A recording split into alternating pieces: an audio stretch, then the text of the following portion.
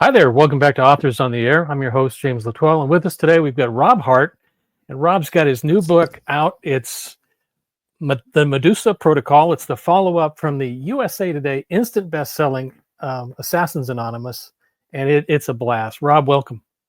Thanks so much for having me. I appreciate it. No, it's great to see you again.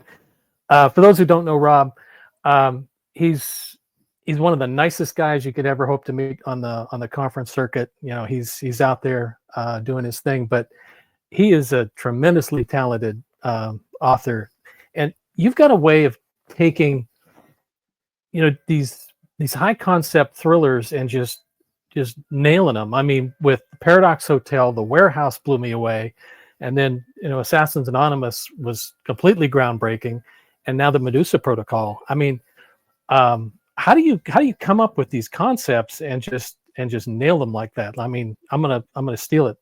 Once you tell us what it is. I wish there was an easy formula for it, and I don't know that there is. I feel like I kind of stumble backwards into these things sometimes. With the warehouse, I read an article on people who were working in these fulfillment centers and how brutal the conditions were, and I'm like, oh, there's a book there, Yeah. but it took like 8 years before I was even ready to write it. With Assassins Anonymous, I thought it would be so cool to have like a bunch of assassins in like a group therapy type setting where it's like they're all just sitting around talking about their feelings. And when I thought about it in terms of the recovery process, it's like, oh, well, that's kind of interesting because you have to make amends. And what does that amends look like? It's I feel like I have all these ideas that just kind of sit in the back of my head and just build and build and build until one day it's like there's just this moment of like, oh, okay, I understand this now. Like I think I can do it. I love it. So why don't you tell folks a little bit about the Medusa Protocol and what Mark faces in this new story? Sure. As a quick recap, so the first book follows Mark, who is, formerly one of the deadliest assassins in the world, who, hits a rock bottom and joins this group called Assassins Anonymous because he doesn't want to kill people anymore. But, when you used to be an assassin, that's not easy to leave that life. The second book, the Medusa Protocol, which is a sequel, but is also written that you can enjoy it on its own without having read the Mhm. first. It follows Mark, who is now a sponsor, and the story focuses a little bit more on Astrid, another member of the group. And essentially, what happens is that she's headed to the weekly meeting, and she gets kidnapped and thrown into a black site prison, and she doesn't know why. And the group just thinks she's dead because they're like, well, she's a former assassin. She relapsed, she went back to it, or she got killed. That's the Right. life. And she manages to get them a coded message saying that she's alive. And so the book is kind of split into two, with Mark and the others trying to find her, and she's trying to get out of this prison and figure out why exactly she's there. Right. You know, both in Assassins Anonymous, but I even got it even more in the Medusa Protocol. There's a lot of dark humor threaded through this that, I mean, it just was a blast. And that's hard to do, a fine line when you're writing that stuff to not just overdo it. I mean, how do you consciously think of that? Because um, I mean, just as an example, and it's not giving anything away. I mean, my personal hell would be what Astrid's going through when she has to listen to "Come On, Eileen" on repeat all, all day, every day. That would be awful. But I mean, how do you come up with something like that? Well, the whole concept of the cell that she's being held in, which has all these things that are sort of like not full on torture methods, but like light torture methods. I got to look this up if I'm going to be doing these interviews, but it's based on like a Spanish prison that they held revolutionaries in, where they did like all these things like uneven flooring and an uneven cot, like these weird patterns on the wall that would make you nauseous. And it was like they're not peeling your fingernails off; they're just trying to make you as uncomfortable as possible. In terms of the humor, it's just, I mean, I feel like you kind of need that. Like in a general sense, humor is really important in terms of, if you can make an audience laugh, you can make an audience trust you, and you can make an audience care about your characters if they can laugh with them. But I also think when you're dealing with such heavy themes, which Medusa Protocol deals in part with human trafficking, you need those moments of levity to kind of, balance it out, or else it's just going to be a slog. Finding that balance usually comes in the editorial process because there are certainly areas where I'll go too far and there'll Mm. be some areas where I don't go far enough initially, and it's a matter of just sitting there and just trying to find that correct calibration point. No, whatever your process is, it works because it was a blast to read this. I mean, you had yeah, that could be very, very dark and very, very gritty, but you give us some breathing space when you have those moments where you can just sit back and say, like Astrid's the way she signals, the group that she's been held is was another one, and I won't give that away. I'll let readers find that on their own. But that was a lot of fun. Um, Now, one of the things I appreciate about your books, and it's all your books, is your characters. I mean, and you mentioned that these are characters you want to get to know, and you get invested in their life story. I mean, with Mark and Astrid, how did you go about, putting their life and their feelings and emotions on the page like that? Because I mean, you did a great job doing that. Thank you, thank you. In terms of writing a sequel, it was a bit of a challenge because it can't be, that they're all reformed killers, but Yeah. they all can't be the same. They have to be coming from different points of trauma. They have to be coming from different backgrounds that brought them to this place. So with Mark, I just wanted Mark to be a bit of a goofball and have him be like pretty funny and this really charming guy until he goes into work mode and then he turns into a monster. And that was coming from this place of he grew up an orphan, he grew up in the system, he never really had a family, so that was his sort of defense mechanism, was like trying very very hard to like blend in and to get people to like him. Whereas with Astrid, she had a very traumatic upbringing with her family, and so her trauma point is very different. Like her family was a dangerous thing, and kind of she had to learn very quickly how to be a dangerous person in order to protect herself. But even Mark struggles with suicidal ideation.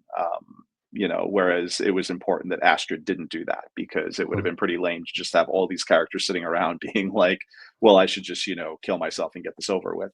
Right. So it's and Astrid is acerbic, but she's not as funny and goofy. Like can just be a goofball, whereas Astrid is a little bit more reserved. She's a little bit more internal, and so yeah, differentiating those voices as I was getting into the second book, and in the second book they're trading narrative duties. It was like, man, like I have to be mindful of this, and I don't write a lot of multi POV stuff, especially not in first person. So it was something that I did assuming that I was gonna screw it up. Like, I was gonna send the book to my editor, and she was gonna be like, "This is a nightmare. Why did you do this? You have past scenes in first person, present. You've got 2 characters in first person." And I was like, "Whatever, I'm just gonna go for it." So, so far, it seems like it's working. Yeah, yeah, it definitely worked. And yeah, multi POV is a tough nut to crack, but the way you've unrolled it with the alternating, viewpoints, it worked. I mean, you've got Astrid, where she's being held, and that's kind of informing what's going to happen with Mark and the crew next, and it flows really, really well. So I think, I'd bottle that and use it again because it definitely works. I think I took to heart something an editor once told me. It was Josh Kendall at Mm. Mulholland, who's brilliant, brilliant editor. But he said that when you're dealing with multiple POVs like that, you have to think of them like they're in conversation with each other. Mm. And once you think about it like that, I think it gets a lot easier to kind of get that back and forth. No, that's a great concept. I'll have to kind of write that one down for myself. That's a good one. Now, in Assassins Anonymous, you introduced the concept of a self help group um, for killers, reformed killers, and that continues in the Medusa Protocol. I mean, it's so unique to having killers, work through the steps, and but that poses a whole other set of complications when opposing factors don't really recognize that. Yeah, yeah, it's it was one of those things that when the concept hit me, I was like, oh, this is a good one. I might have peaked. Man, I'm never gonna have an elevator pitch this good again. But but the real challenge was doing it in a way that was respectful, because at the end of the day, recovery programs save people's lives, and so it Mhm. can't be a gimmick. It's got to be meaningful. So I was lucky in the sense that I had friends who are in recovery who shared their time and their stories with me. I had a friend who took me to an open meeting, so I was able to experience that and meet other people. And my bellwether was always like, how would this work in a way that is respectful to the process itself while also working within the confines of where they are, because there are studies showing that there are addictive quality, that there are similarities in brain structure between addicts and killers. And so we know that it doesn't have to be a substance to be addictive. We know that sex can be addictive, gambling can be addictive, because it's about the risk versus reward. It's about that feeling when you're really, really good at something. It's this endorphin rush that you get. So it was fun to kind of sit down and say, okay, here's how a recovery program is structured. How would those things have to change in order Hmm. to fit this kind of thing? So like one of the things that I did was that a lot of these assassins have cool nicknames, but they can't use those nicknames in a meeting, because what if you find out the guy sitting across from you is someone that like you never knew his real name, but you've been engaged in like a game of cat and mouse for like 20 years, Right. then things are going to go sideways real quick. And the amends process itself, in Exactly. recovery, there are two kinds of amends. There's an amends where you sit with the person and you make the amends, or there's a living amends where making the amends would be too painful to that person. So you adopt you decide to do something good, or something positive, or just live your life in a better way. And it would have been too easy to say like all the amends in Assassins Anonymous were living amends. It's not supposed to hurt, but it's not supposed to feel good either. So this idea of having people sit down with the families or friends of their victims and say like, hey, like I am sorry, this is where I was, this is why it happened, it's not an excuse. That seemed like a really interesting place to go. Yeah, and you do that in the Medusa Protocol, but you're dead on. I mean, in recovery programs, I mean, it's very different for a recovery group of killers. When you're talking about amends or relapse, which is a real thing, it takes a whole different color when you're talking about this kind of a population. Yeah, yeah, like a relapse for a killer is kind of like a scary thing. Yeah, exactly. Now, um, if I recall, when Assassins Anonymous came out, almost immediately that was snapped up at option.